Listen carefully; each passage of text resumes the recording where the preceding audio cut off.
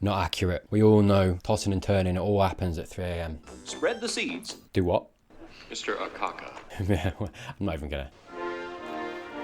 Who's Sorry. Of a sandpiper crossing facility, Oh my god. you may be eligible to receive compensation. They replaced it for the boring one. How many? Come on, Cliff. Hey, Cliff, give me the numbers. How many did that get? For your free consultation, call Davis in Maine at 505-2. Oh god, this is gonna motivate an act of rebellion, I think. Look at this face.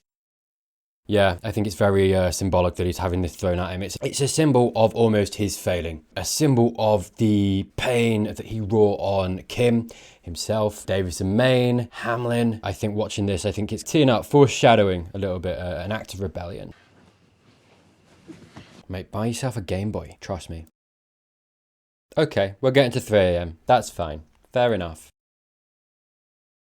Man, it is such a nice place, isn't it? I mean, I think the fact that he can't sleep is very telling. We saw the start of this, the seeds of this, behave yourself. The seeds of this last episode with Bill and him not being happy with a life that he should be. That anyone else would be ecstatic for. Bill was the example for that. This scene is just showing us more so, you know, putting a nail in that coffin of he's not happy, something's got to change, something's got to give.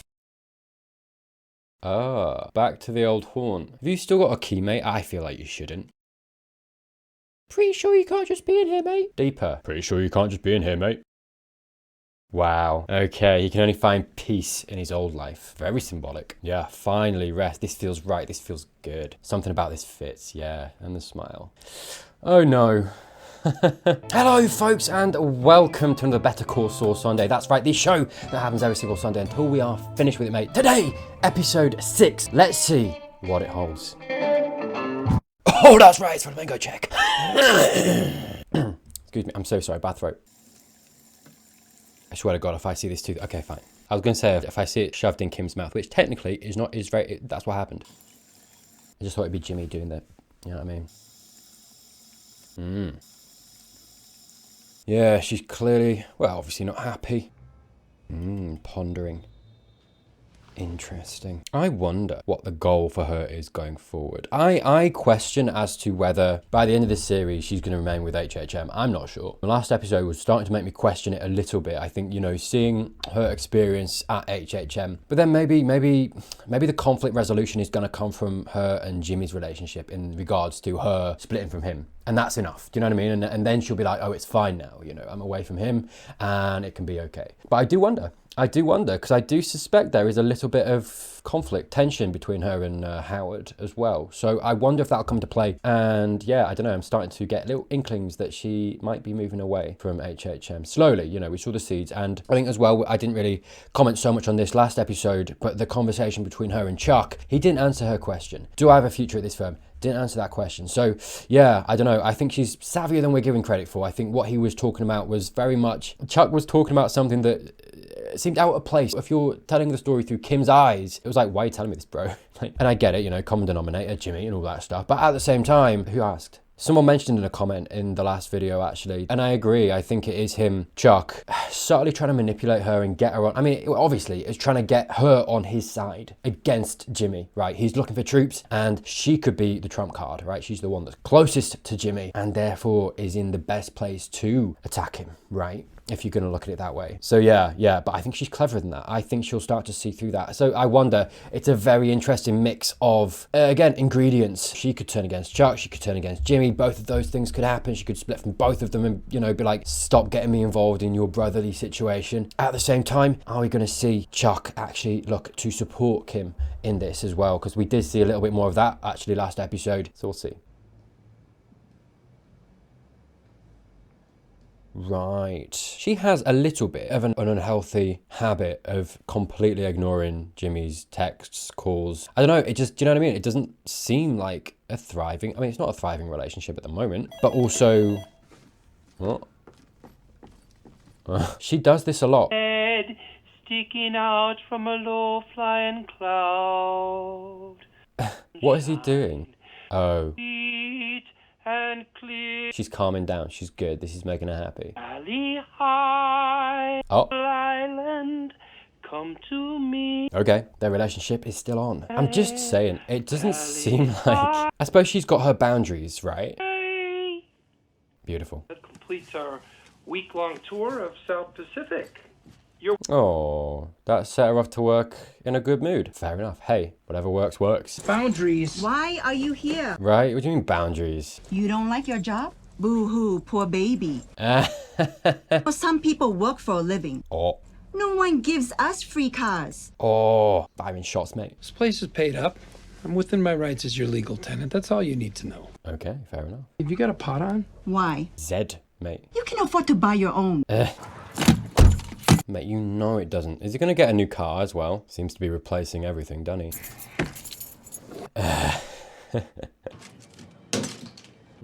Back in the office. Kevin and Paige are here. Right, out of doc review. About time. Man, you can crack a smile or something. Like, it's a slab of stone. Is that in it, mate? God. It's like he's off to proclaim doom on somebody. Do you know what I mean? Dun dun dun dun dun dun dun dun dun dun. I don't know exactly what Chuck may have said to you, but just so you know, I did not ask him to step in on my behalf. Oh, so Chuck did. I see. Yeah, okay, first step. I wonder. However, I'm suspicious of that now. Because as we saw from the conversation last episode, he's very much trying to get her on side. How much of that was I'll scratch your back, now you scratch mine? I'm getting a little bit of that, and Chuck is that kind of character, I feel like. No, I did not ask him to step in on my behalf. Yes, you didn't, dude. Okay. Okay. Dun dun dun dun dun dun dun dun dun dun dun. Wow. That, oh my god, the crack in the facade of like, okay, showtime. My goodness, you caricature of a man. I'm so sorry. I like Howard, I do, but look at that. That's so, oh my god. I can't trust you, mate. How do I know anything's real? Look at that. My god, the affectation. Okay. Kevin, how's your grandson? Oh, she's not out of the bad books, huh? Control, just running circles around all up.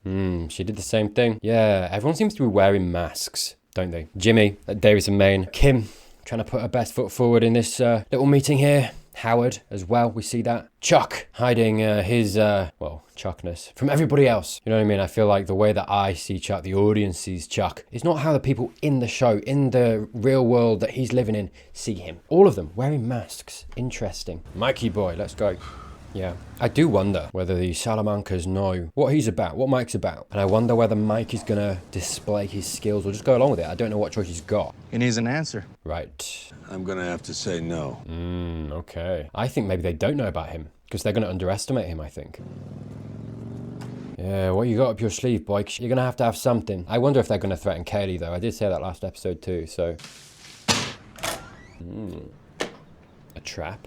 Your Honor, the defense has made the very reasonable request that... Interesting. Hey, do you know what? It's been a long time since we've seen Schweikert and Coakley, actually. The Sandpiper stuff has really taken a back seat, which I appreciate, you know, they're drawing it out, which I think they should. I mean, it's supposed to be as well, right? But also, it's nice because it keeps it fresh. I don't know if anyone's seen Suits. Hey, decent show, fair enough. At the same time, a lot of the show is that kind of thing. And I do, like for me, I can't remember one or the other. They all start to blend together after a time, and I do feel like that leads to stale storytelling. And I feel like there was the danger of falling into that. And I feel like the way that they've split it up by, taking their time, drawing it out, not being afraid to linger on, you know, the focus of this series, which is the characters and the backs and forths and the emotions at play between them all. Trying to tell a story with that at the center, because then, like I say, when you come back to this stuff, it's fresh and it just keeps it engaging. Medical records are plainly relevant. By forcing them to reveal this information, the defense is banking on them simply dropping out of the case. Smashed it, mate. Well done. If the named plaintiffs are suffering from dementia or other mental deficiencies... You're saying they're incompetent? Wow. If our clients are suffering from dementia, then the residency contracts they signed with Sandpiper couldn't have been entered into knowing. No.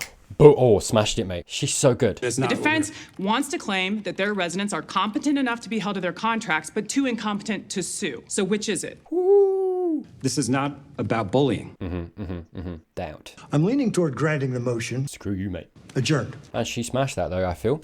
Loving the suit as well. Very much David Tennant Doctor Blue. I like it. I'm gonna meet you back at the office.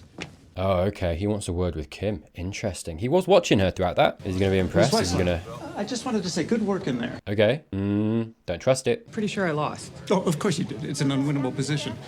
That's why your boss didn't bother showing up. But you went down swinging. She did. What are you doing for lunch? Whoa. Grabbing something from the vending machines? We can do better than that. Oh, he's going to try and schmooze you. Mr. Schweikert, good to see you. Yeah. Wow. Interesting. Best Moscow mule in the city. Fresh ginger?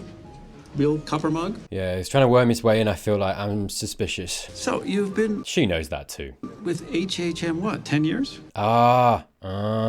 Doing kind of what I was talking about, actually. Yeah, I guess that's what he saw, right? He said it when he came out. He was like, that's why your boss didn't turn up. But, you know, you went down swinging. I like that. I think it is. I think he's actually going to try and offer her a job. Because, like, he's looking at her and seeing this is who they sent. She's either in the doghouse or she, like, because it's a bad job, right? He was like, it's an unwinnable case and they sent her for whatever reason, right? Either she's in the bad books, they don't think she's good, which was that's overturned by the fact that he saw that she's good, the same that we could see, right? So it's not that. So she's in the bad books or she's being treated unfairly for whatever reason, he doesn't know. So it's interesting. Everything that we saw last episode, he's kind of seen in the courtroom there. In subtle ways, that's all there for him to see. It's funny how they translated all that information in that little scene, because now, like I say, he's coming in and saying kind of basically, you know, the things that I was getting inklings of her leaving HHM and like, why are you still around? You know, you're not being treated fairly. He's seeing that. He's going to exploit that, and fair play to him, because I think he is coming from a place. I am suspicious inherently.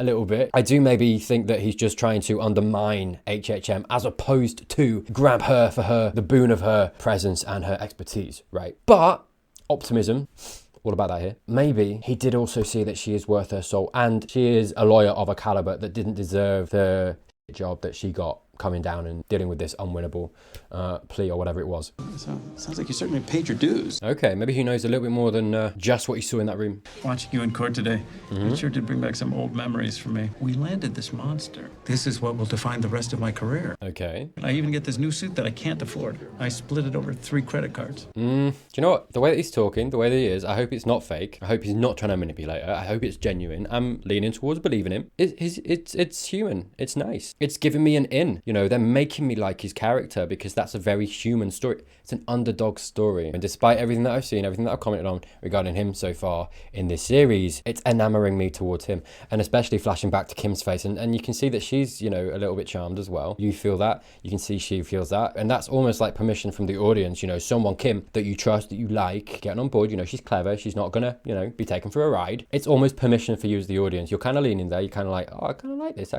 He's coming across quite nicely. He's quite charming, actually, you know. And then you see her mirroring your feelings. And it, yeah, like I say, it gives you as the audience like that permission, that to step further, you know, over the line.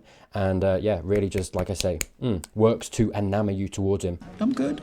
I got my boss coming. It'll be fine. Oh, you were left, huh? And I'm waiting. And then suddenly they're calling us to order. And common I ground. That no one from my firm is coming. Common ground. And I get up there and I argue like my life depended on it. But I'm just a BB gun to these 4 howitzers. And I lose, of course. Patted me on the back, said it was my trial by fire, and I left with them. But, you know. Not nice, is it? Never really sat well with me. Yeah. You want them to have your back. And there you go. There you go. And these things that he's saying, it gets you on his side because they're very sympathetic things. You saw me like, yeah, it's not nice, is it? It's not nice. He wasn't treated nicely. And, you know, again, taking him at his word, trusting that he's not lying, right? Interesting the position they're placing the audience in last episode, you know, maybe not favouring Howard so much because of his treatment of Kim. We all feel how we feel about Chuck as well. Very interesting position. After that, coming in to the opposition on this case, who insofar has been the antagonist, right? The kind of the main antagonist that is inciting all of this stuff that we're, you know, seeing amongst the characters we like, and making him sympathetic, making the audience like him. Very interesting place. And I'm like, why are you doing this? If it's going to stick by this and it's not, you know, teeing him up to be a complete liar and a bad guy in the end, I don't think it would. I think that would be cheaper. I don't think there's as much potential in that than there is in what they're doing here, in making the audience, enamoring the audience to his character. Because I think then, whatever they're going to do with the Sandpiper stuff later down the line, you know, slow burn, I think, as well. If they now get his character involved in a way that, like, you know, pits them against the guys we know, Jimmy, Howard, Chuck, Kim, it's not this big band that they're all against. It's you know, 5 people that you kind of all like, right? And that's much more of an interesting dynamic later down the line for whatever they're going to do. It wasn't about proving my mettle. My boss had a tea time that he didn't want to miss. Wow. It wasn't about proving my mettle.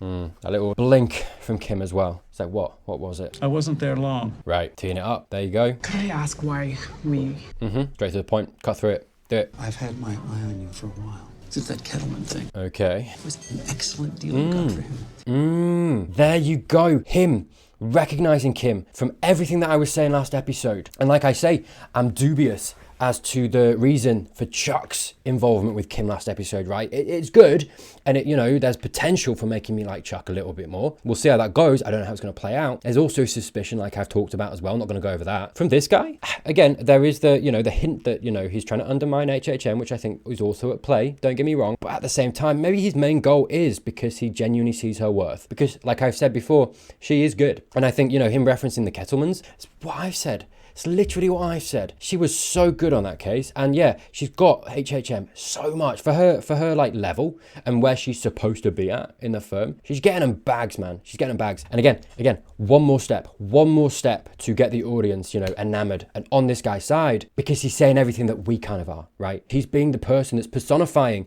the audience's desire, you know, in regard to Kim. And I'm wondering why someone who can put together a deal like that is arguing a losing position with no backup. Yeah, this guy's arguing her worth. He really is. Fair play to him. I think considering, by the way, last episode, it's worth at least mentioning. I don't think he's trying to hit on her or anything like that. I really don't. He's an older, more experienced guy, and I think he's got better control over that kind of thing, right? He's professional. Whatever his motives are here, I think they're twofold. I think one, I think he does see her worth, and I think two, I think he's trying to undermine HHM. So I think, you know, if he can scoop her from HHM, brilliant, and, you know, with the added bonus effect of obviously undermining them as well. I think those are his two main goals here.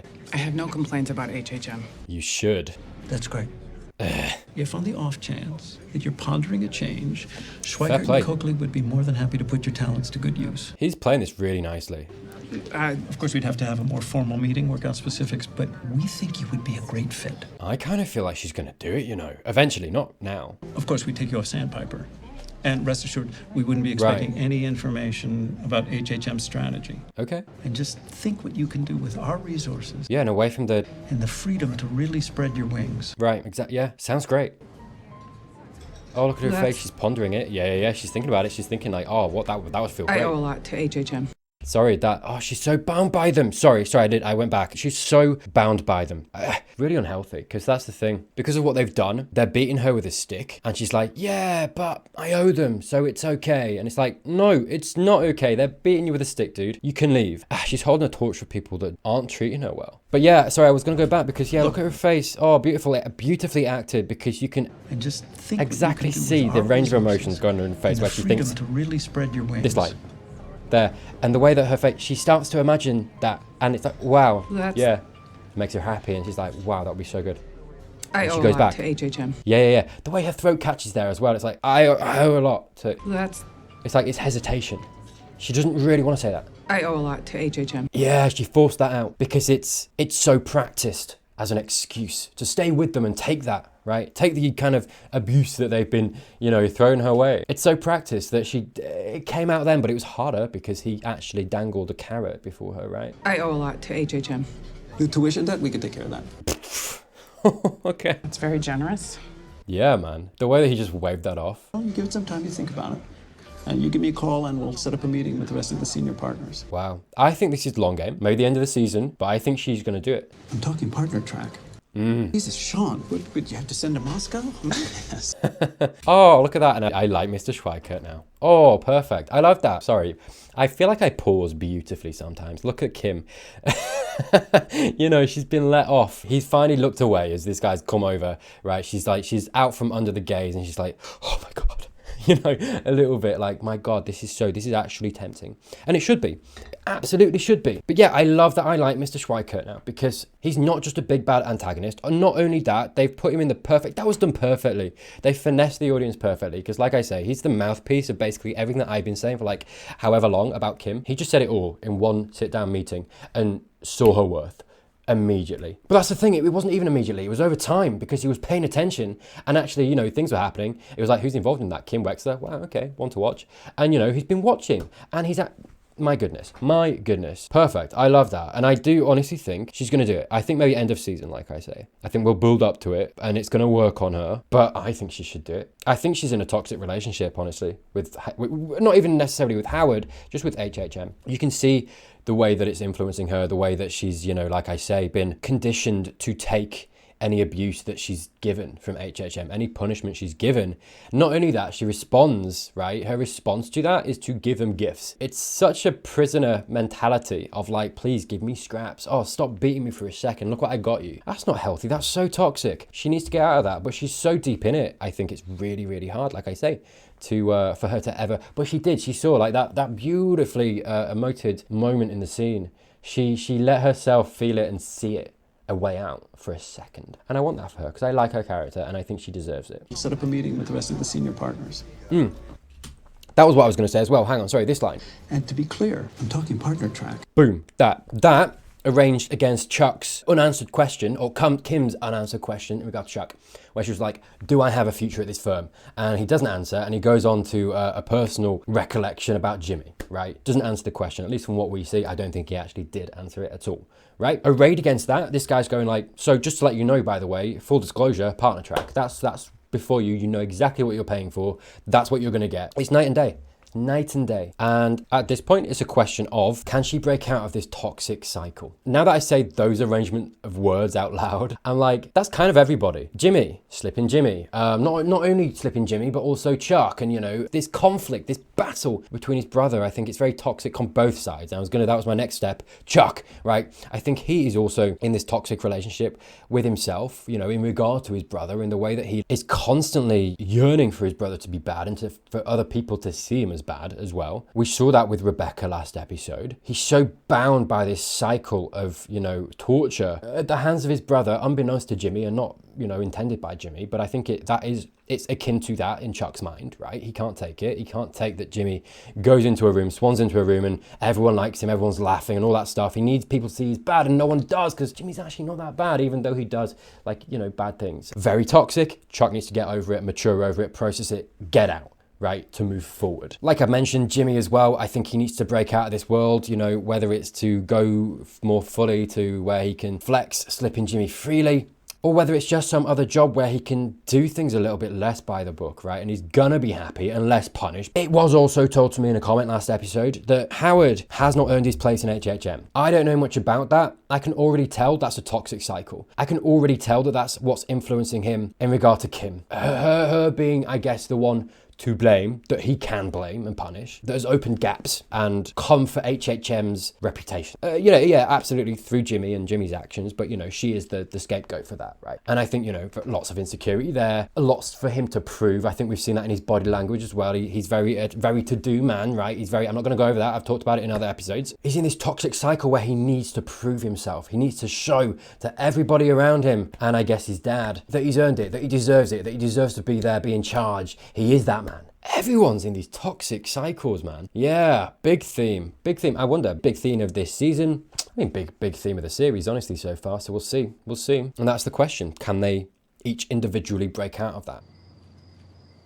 Oh, he put the mat down. He's looking for people coming into his home, yeah. Oh, he put something underneath it so he can see if they... Yeah. Well, if they don't know about Mike, they're about to. May's here for the taste of vegetable on the board. Amazing. And you've got finely shredded cabbage in second. Oh, boys, you underestimated. Ooh. Well, that's that answer. They do not know who they're dealing with at all. Ooh, you did not do your research, son. What's the message? Take the 5,000. It took two guys to tell me that. We were just supposed to scare you, that's all. You try harder next time. Well, now they know who they're dealing with. The next step from their side is going to be interesting. I wonder if he gets another meeting.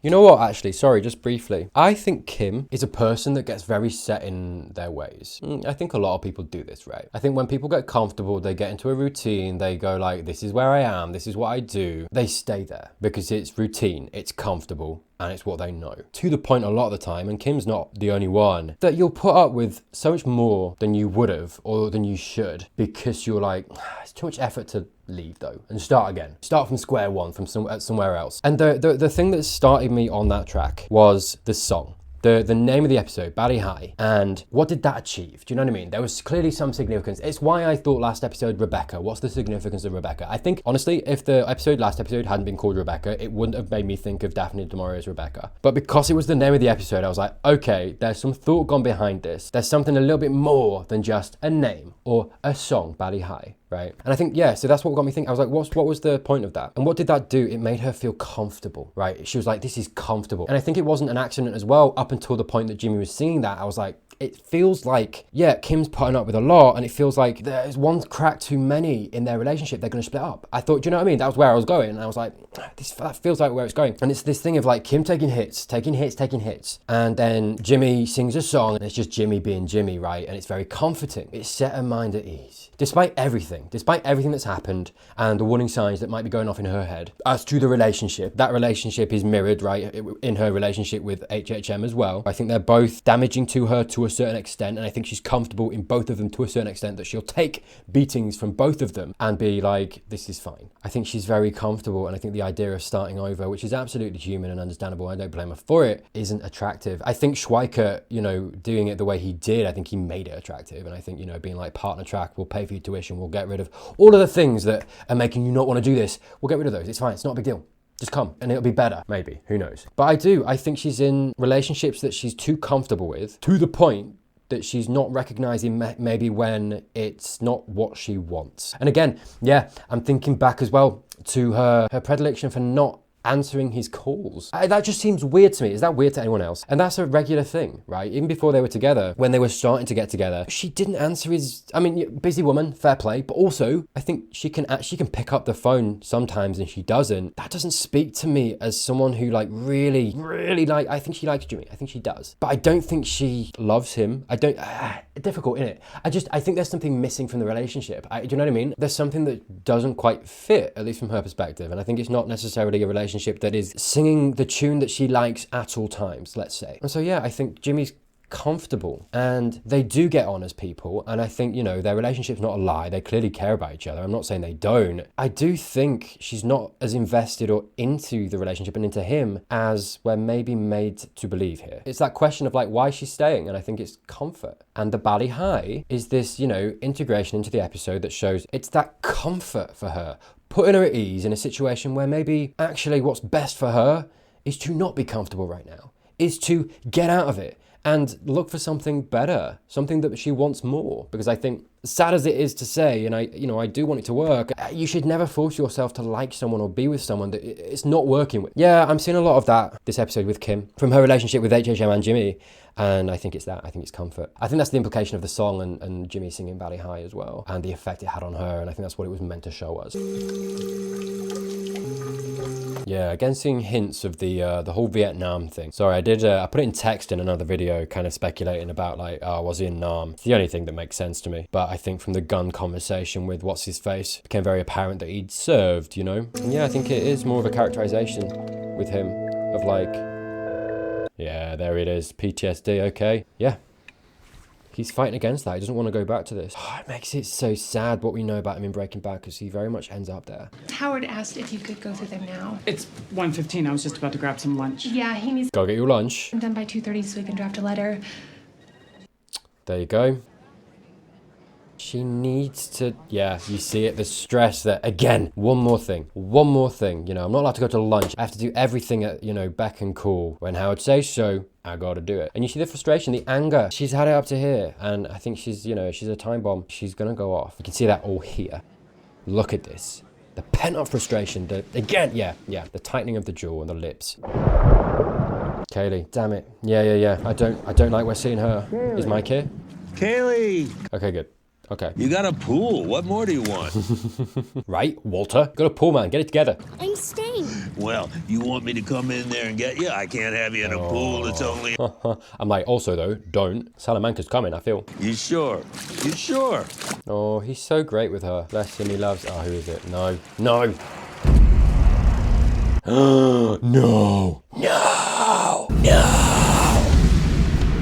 No, thank you. Alright, you guys gotta chill.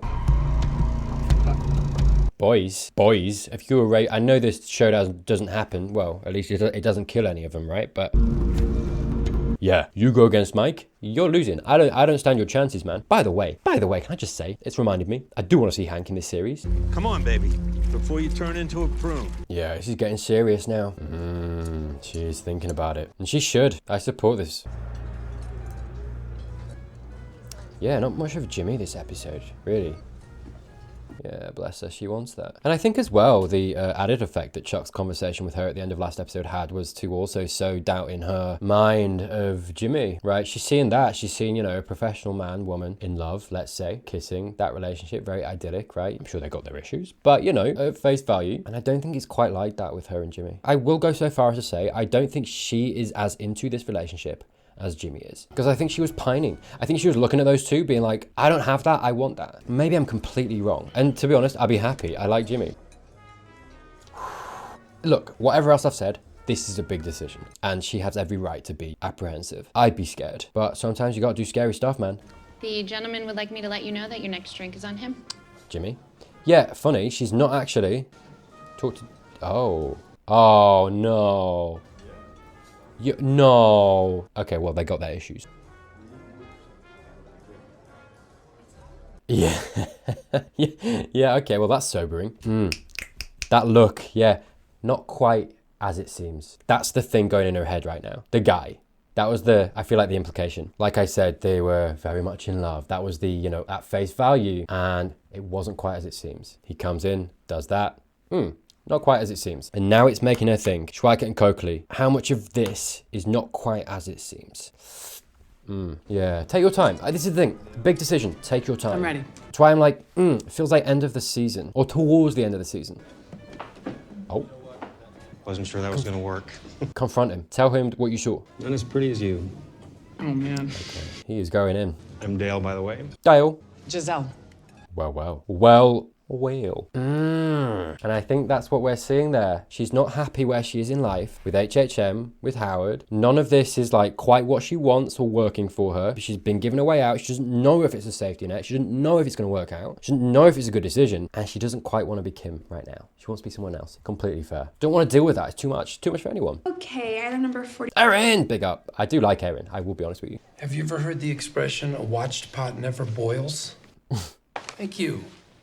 See? All right. I feel like these three need to go out for drinks. Just chill. You know what I mean? Get a bit of rapport. How fast can you get downtown? Okay. Why? I'm at the bar at Fork, Oh, she's going to do a con. and I've got a live one on the hook. Oh, wow. I'm on my way. What's the shot? Okay. Hey, she saw that he's a bit of a scumbag. Fair play. Good mark. But yeah, on the flip side, yeah, fair enough. Bring them closer together. I didn't see that coming. It's funny that we're seeing her rebel. Like I say, I think this also fits though. I think with everything going on right now, HHM, everything else, regardless of what I'm kind of suspecting and seeing from her and Jimmy's relationship and the implications of Bali Ha'i and her being comforted and getting comfortable with the relationship, even if it's not maybe exactly what she wants. And I think this is a brief thing. I don't think she wants to be Giselle. I don't think she wants this. And I think Jimmy's going to see this, I think, and be like, oh, she loves this stuff. Let's do more of it. And I think it's just her rebelling against, a point in her life that she's under a lot of stress from many which ways. And she's acting out because of that. I don't think she's not doing it because she likes this, which I think is how Jimmy's perhaps going to see it. Which again, I see that being a point of contention later down the line. Jimmy's like, you love it though. And she's like, no, I don't. I was just, I was not happy and blah, blah, blah, and I did it and it's fine, but I don't want to do that though. And I can see it as a point of contention later down the line, maybe, even though it's good right now. So it's like, yeah, as much as I'm saying the stuff about her and Jimmy's relationship, I don't think it's being confronted yet in the show. So this makes sense. What exactly did she tell you? Some way for people to hook up with each other using the internet? Well, Kim. Yeah, good. They need to talk. Hey, Nacho, don't forget his bollocks. Okay, no, this is not what I thought. I don't care about the gun. Interesting. I love that we're getting more of this guy in this setting when he's like, he's in his heyday, right? Oh, there they are. Oh, nostalgia. Bang. Smack me in the face. Hey, just take that ego back and check, dude. You're fine. He's cool. He's cool. He's so at ease, isn't he, Mr. Salamanca? Daddy Salamanca. Make up anything you want, I don't give a shit. Let's discuss my payment. That time is past, no fight. How about your payment is you get to leave? Not enough. I got my money. Or neither of us walk out of here.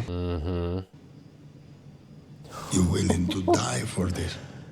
Yes, he is. Tiene unos huevotes. How you manage to live so long with a mouth like that? Go with a gun, mate. 50,000. Hey, that's not bad though. Hey, come on. He did. I did say, got to bump that up, mate. And he did. That thing we did, he finds out We're both dead. Oh, Mike knows. Oh, nice. Yeah, good. 25,000. Keeps natural on his side. Your problem is coming back sooner than we expected. Fair enough. Honourable. Well done, mate. Yeah. Playing allegiances. He needs to. I had a job offer. Good. Schweikart and Coakley. Good. I feel like Jimmy's got to be like... That's great. Yeah. Please let me be there when you tell Howard. All right. He's fully on board. Yeah, good. What, you don't want that job? And again, at a time when I'm feeling a little bit more... Not antagonistic. That's too strong a word, but... a little bit less warm towards Jimmy. I like Jimmy, obviously, you know that I do. I'm on Jimmy's side more times than not. But like I say, you know, I'm a little bit less warm nowadays towards Jimmy. You know, I'm a little bit like, come on, dude, just get out while you can. You're not enjoying it. You're hurting people. You're not making good decisions. A great time for, again, to put the words of the audience, the feelings of the audience, that you know, the writers don't know they're doing, because that's how they're writing it. They're writing it to make you feel certain ways and want certain things for certain characters. To put that into a different character's mouth, and then automatically as the audience going through that, you are, you know, again, if a character in the show personifies what the audience is thinking and saying and feeling, boom, you like that character again. Do you know what I mean? Like or you like that character, you know, it warms you again towards that. That's what I'm feeling, you know, him saying that, I'm like, yes, Jimmy, good, finally, you're actually working towards the betterment and the happiness of Kim, which is what we want, what we need, and has been lacking, I feel like. Perfect. And like I say, a really good technique to, while I'm feeling less warm towards Jimmy, get me back on your side. What, you don't want that job? No, of course I do. I mean, who wouldn't, right? Yeah, she needs persuading. Besides, HHM is looking more and more like a dead end for me anyway. Yeah. Exactly. So what's the problem? So what's the yeah. It's an easier decision, dude. I don't think you feel like it is, but like Jimmy's putting it plainly. I don't know. Right. That's the thing. I keep thinking of you floating in that pool. Okay, see where this goes. Well, no, because I'll forget. I will forget. I'm so sorry. I don't know. I believe her. I don't think she does know. I think it's really hard when you're in it to see when something is unhealthy, toxic for you. And the thing that I said before about being too far in it, too comfortable, that you're willing to put up with everything, you know, and I think she's just got used to it. I think so many of us have done it or are doing it. Right? You know, you got that office job you don't like, but it's like, yeah, well, what's the alternative though, right? Like going somewhere else and maybe having the same thing. It's fine. I know this place. I know the people. I know how it works. Yeah, it's not great, you know, but it's fine. I get on with it and it's a paycheck, right? I think it's that. And I think it's hard to identify that if you're not, you know, self-reflecting a lot. And I think she's so, and why would she be? You know, she's so burnt out, I think. You know, she's been worked so hard. Why would she have time to self-reflect? I don't know. It makes sense that she doesn't know. You floating in that pool. You knew what you wanted, but I got in the way. Oh. You took the Davis and Maine job because of me. Yeah. I took that job because it was the right decision. A steady paycheck. Again, she's clever. She saw that. And you could tell that she saw that, I feel like, when it was happening. I was saying that, and that was never verbalized, but I was saying that because of her expression. She was clearly thinking that. You were clearly meant to see that. Great acting, you know, a payoff to that. An example of how good the acting is, because I was talking about that because of the acting. And now she's verbally confirmed that. I'm good. I got what I wanted. Jimmy, be honest. No, you're not helping. Because it's not what you want. We know that. You could have everything you ever wanted. What's not to love about that? Yeah. Good though. What's not to love? He's actually being a good partner. And I think what's not to love, I think she's got something to prove in this world of this corporate world of being a lawyer in HH. She's got something to prove. She is good. She has been doing good work. And I think now she's been denied the accolades that she deserves, the acknowledgement from Howard that she's doing a good job. She's done a good job and she's a good lawyer. And I think she wants that. I think that's the thing. You know, she's in this unhealthy relationship where she's a little bit of a dog yapping for scraps. Please, master, give me a treat, right? And I think she needs that. I think she's been trained to need that because of the behavior that she's been subjected to at HHM. And I think... What's not to love? What's not to love? But she's saying that very much, and the tone very much says that there's something she doesn't love about it. And again, I think it harkens back to that line of, I don't know. I don't think she knows, right? She's trying to work out why she feels this way. And I think it's what I'm saying. I think that's my theory. This unhealthy, toxic relationship where she needs the approval of Howard. And I'm reminded again of his lie. It's not what you wanted, mate, is it? Yeah.